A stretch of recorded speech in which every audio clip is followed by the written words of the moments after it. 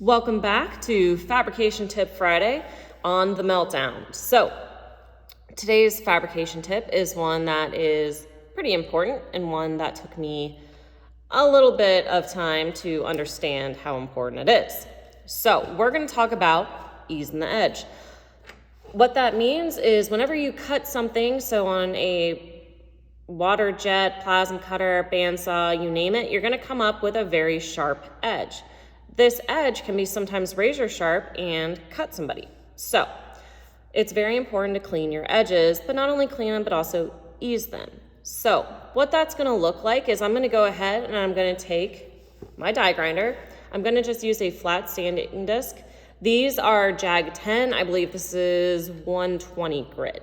So I'm going to take it, I'm going to go around flat over the edge to knock off my burrs, and then I'm going to switch to my flap disc.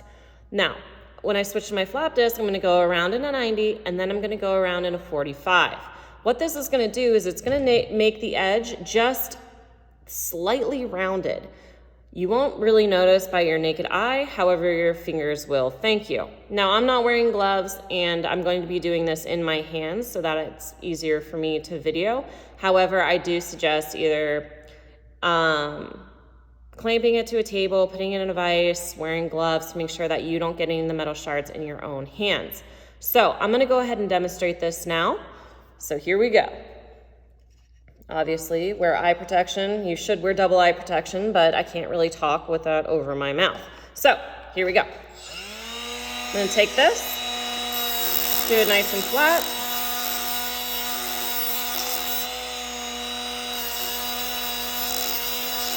Also be careful because these can get hot. Obviously, you're creating friction, so be wary of that as well.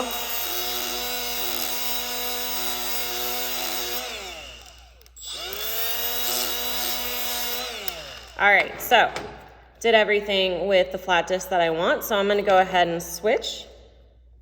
Now, again, this is a Jag 10 flap disc. You're going to take this. I'm going to go around 90.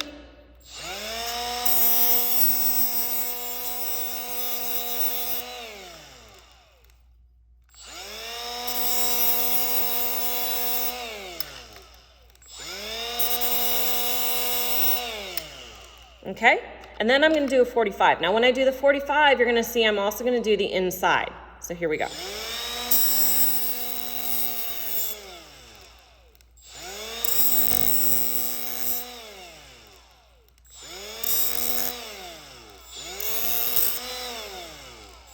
See, almost got myself. That's why you wear gloves.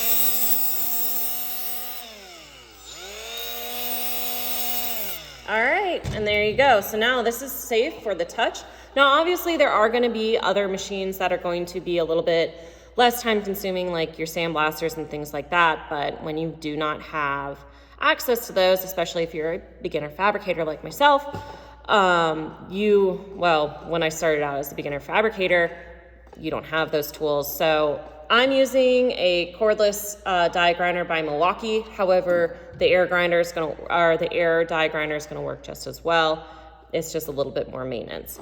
So hopefully this tip will help you. And if you have an idea for a tip that you would like to know, go ahead and drop a comment and I will be sure to go ahead and film it.